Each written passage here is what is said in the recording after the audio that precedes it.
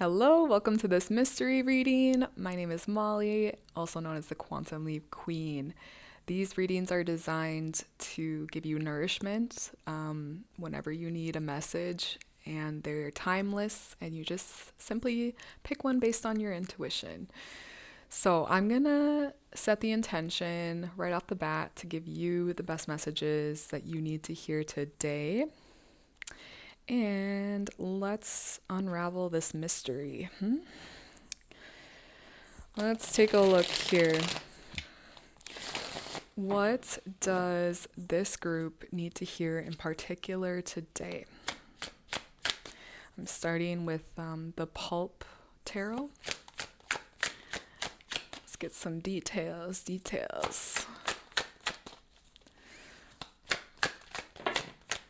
What is this group going for or experiencing? Wow. Okay. Ooh. So I had Judgment, the Ten of Cups, and the Queen of Wands in the reverse. Oof. These are some tough energies. Yes, these are some tough energies. You're going through your own little judgment day. Let's say that. Judgment is the second to the final card in the major arcana, and it is like when you're reborn, basically. It's kind of like when it all comes crashing down, you're the phoenix rising from the ashes. This is that day when it's kind of like it all falls. Yeah, or like the hands literally coming out of the graveyard here. It's kind of like you're resurfacing from the dead, or you're making like a new self from this emotional, spiritual hell that you have been in. The Ten of Cups and the Queen of Wands being in the reverse, it's like this absence of happiness and this absence of feeling yourself. You don't feel like yourself. You don't feel joyous. You feel like you've done a lot of work. Like you literally probably feel like this is you. Like you're still underground, like reaching for the air again, trying to breathe, like trying to not be in a grave, basically. Feeling so dead. So that's what I'm feeling. I'm sorry. I'm giving you a hug through the screen. This is not a good place to be. I shouldn't judge, right? Like it's just not a pleasant place to be at all. Let's get you some nourishment where you're at, or give me some more details. What is this about? Why is this group here? I have the Star. Ooh. And the Two of Swords. Yep. Okay. This is a necessary chapter in your life so that you can go within, deeply go within with the Two of Swords. Really only rely on yourself, because there's no one that's going to get you out of your own depths but you. So it's like this total reliance of self. And with the Star, it's like you're discovering how beautiful, unique,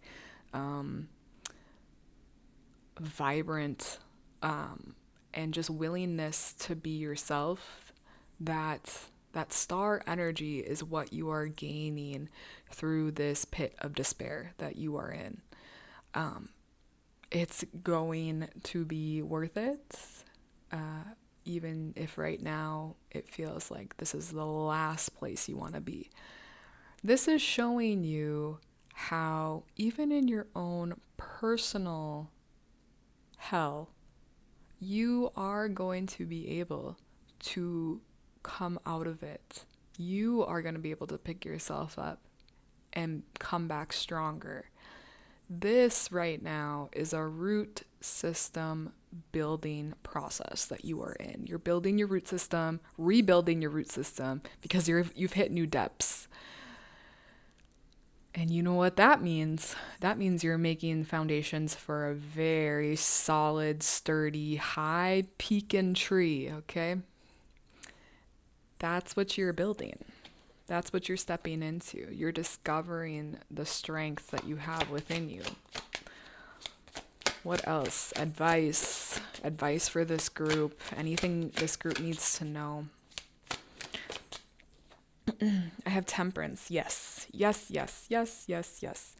Temperance, major arcana, again, big spiritual lessons. Temperance is number 14, and it comes after the card 13, which is death. So, literally coming out of death. You had a death. You had an egoic death in some way, shape, or form. Could have been the end of a relationship, could literally be losing something, someone. My condolences, literally, in whatever you're experiencing and going through. But again, this is confirmation to say you are finding that strength again in yourself in a brand new way. And it's a combination of your masculine and your feminine that are coming together for harmonization, for balance. You can see that temperance, I think, is usually seen as both masculine, feminine, like a hermaphrodite. And that's exactly what this is showing too. So it's literally a half man, literally half woman. And of course, we all have those energies within us, but you're finding the balance that you like as well. Temperance is always depicted as having one foot in the water and one foot on land. So it's kind of like you're a master both of your emotions and then also the physical world, how you take care of yourself, how you show up, the things you're manifesting. You are a master of both. Also, temperance is the earth angel. So I get that from this period of hurt that you are experiencing currently, the way that you show up in the future is going to be angelic, because I feel like, as painful as it is right now, this is a group that's doing the work to make sure that you don't put this hurt that you've experienced onto other people. You want to heal this so that you're not hurting others around you because of your unhealed trauma. You're really wanting to go into this and transmute it, transform it, alchemize it, so you stop the cycle. And that's what makes you an earth angel. That's what gives you the power that you have now and are gaining more of, because you don't want to continue that cycle that you didn't like and maybe someone put on to you or triggered you in this way. You're not wanting to do that. You're wanting to end that. You say, nope, I didn't like that. That's not the reality I'm choosing. And therefore you literally go through a death and rebirth process in order to not do this to someone else, or to continue this energy of hurt and pain and suffering. You're an alchemist. This group is an alchemist. I have the Six of Cups on the top of the deck, and the message for this is to really nurture, honor, and take care of yourself. Be gentle with yourself through this process and ask yourself, like, how can I give myself more love? How can I give myself more respect? It's going to come down to the little things you do in every day, but you, yourself, and you should be the main focus right now. Because when you take care of you, it comes back to that saying, fill up your own cup before helping others. And it's so true, but you're learning to do it in new and different ways. And I think even how people feel around you, your vibration, is upgrading. It's changing. You're going higher because that is the result of letting go of things from the past that you no longer need, no longer hold you back. Mindset, belief systems, identity, you are changing a lot within yourself. And that's what this dark root building period is about for you, this chapter. It's so that you can understand yourself deeper and let go of truly what isn't yours, what you've been holding on to. So because of that, people are going to feel very attracted and magnetic to your energy. It's literally, your energy is going to magnetize some people, and it's going to repel other people that are just it's almost like you're too bright of a mirror. You're too bright of a light shining in their eyes. And they're like, whoa, I've been used to the darkness. What is going on here? You're not for them. You're for the souls that really want to do the work. It takes work to get to this point of alchemization. It takes a lot of work, a lot of deep, humbling work to look at yourself and to be radically honest with yourself, to transmute what you need to transmute in order to live a lighter, yet more grounded life. So that is what I see where you're at and what is coming about. I want to ask if there is any more advice or anything we need to go deeper on for this group in the tarot. Let's see what comes up. What is going on with this group? What else do they need to know? I have the Queen of Swords and the Sun. Oh, I love this combo because I feel like it's saying like, listen, your mindset, the things that you allow into your life now, like how you see yourself, your mindset, what you're attracting with your vibration, you are the one choosing all of that. Make it a very beautiful, bright, vibrant place to be. Make it a space where you want people to feel comfortable in their own authenticity, because you are so much in your authenticity. You know who you are, you know what you want, and with the Queen, you're not loud about it. It's this quiet power. It's this quiet power. But she will speak, right? She will know when is necessary to speak, but she's not going to be domineering.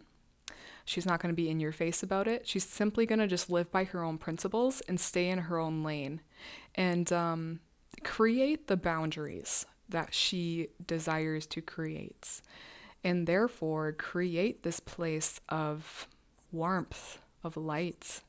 I literally think that's what people are going to see when they see you.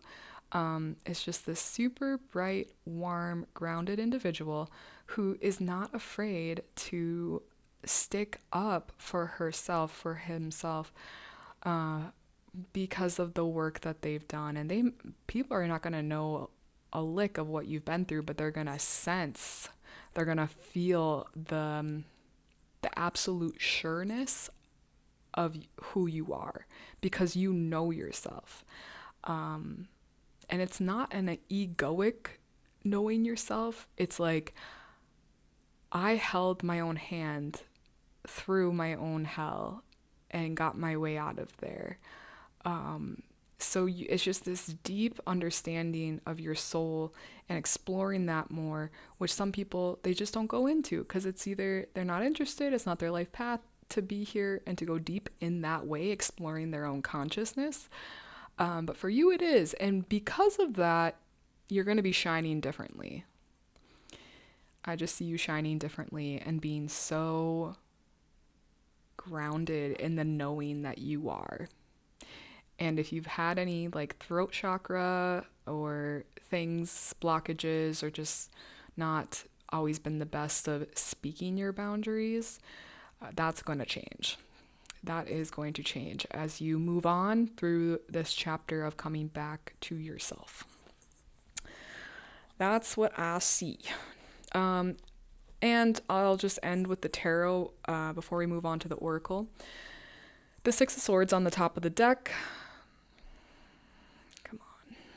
Hold on. There we go. The Six of Swords on the top of the deck is saying you may be in this unknown place for a while longer, as in how the reading started.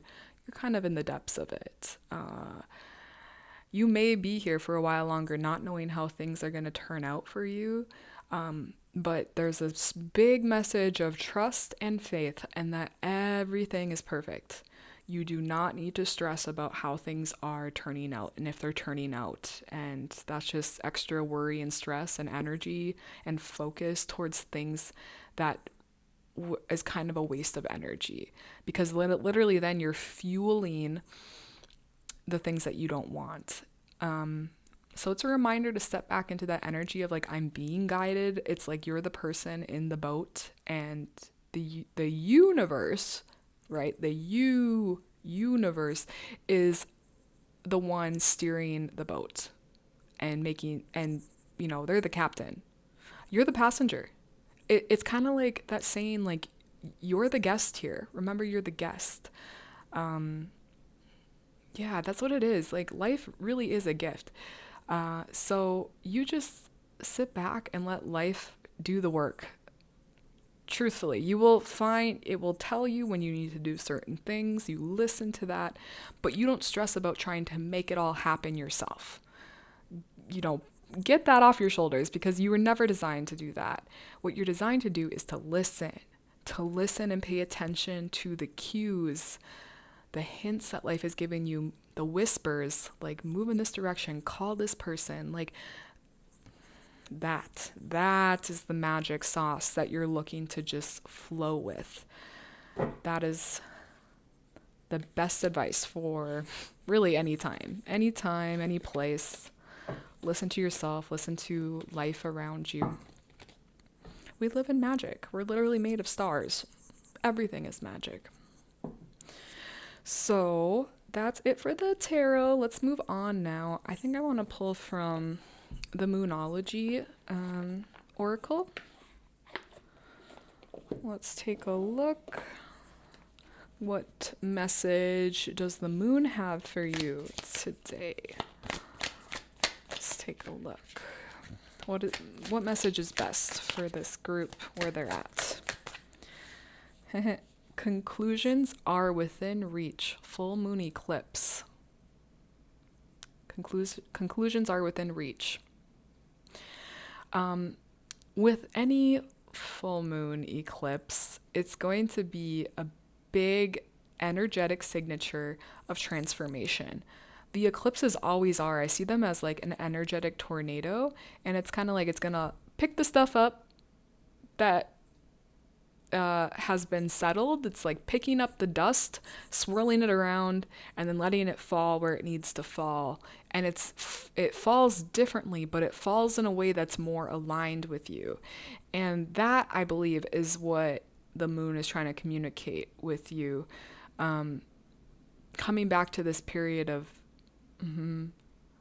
the conclusions are there. You may not see them right now. You may not see what they are, and that's okay, but they're within reach.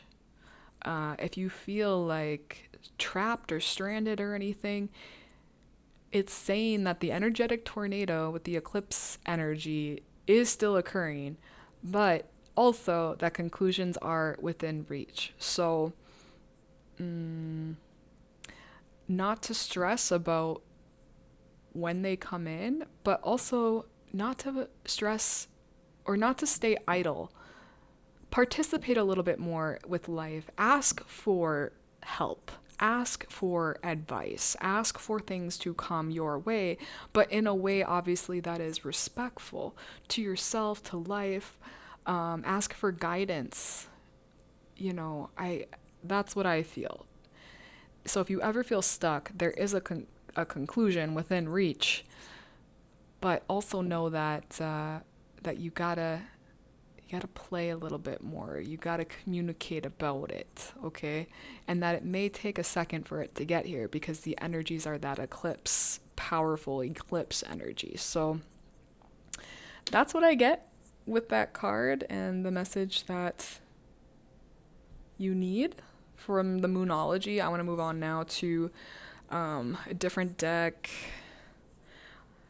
This is an astrology deck. I still need to look up the name of this deck, but it's something about the sun, and I have astro dice in here too, so I'd like to throw some dice for you, and we'll just get an extra layer of messages there. So let's take a look.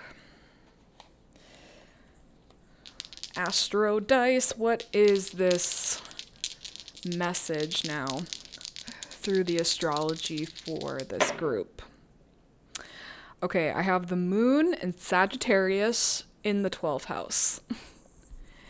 So, well, the 12th house has to do with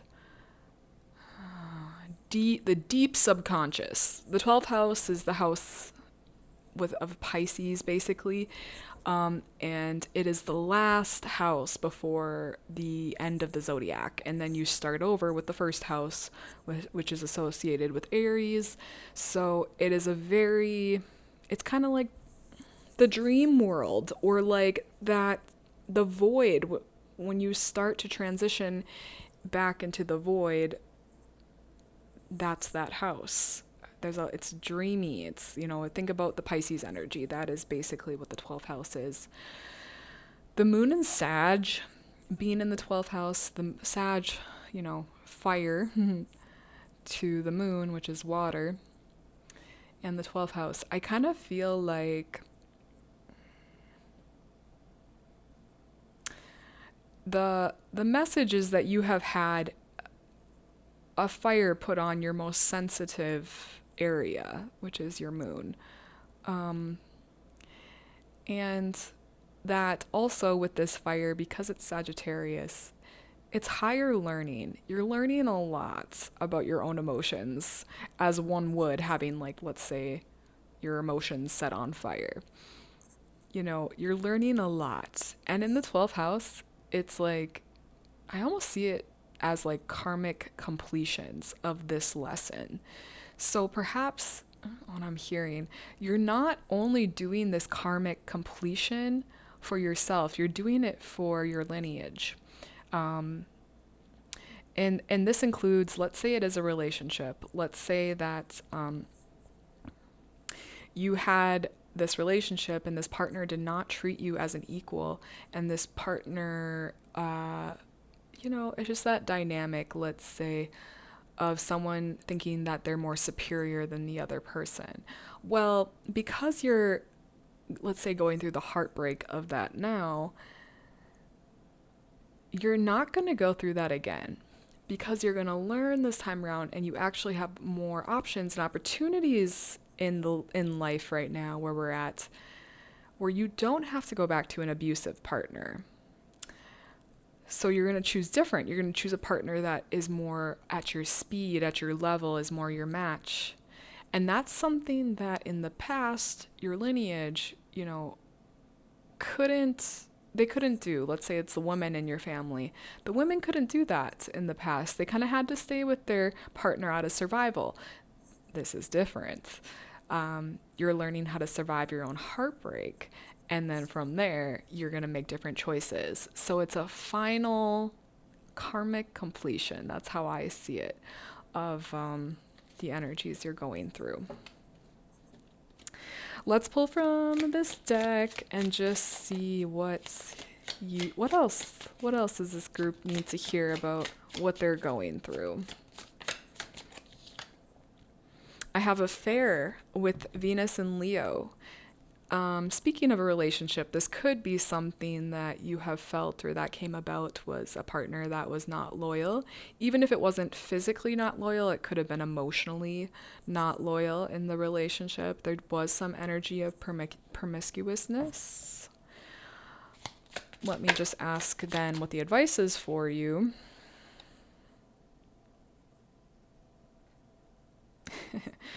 I have Jupiter in Aquarius with innovation, but it came out in the reverse, and I was just sitting with that for a second.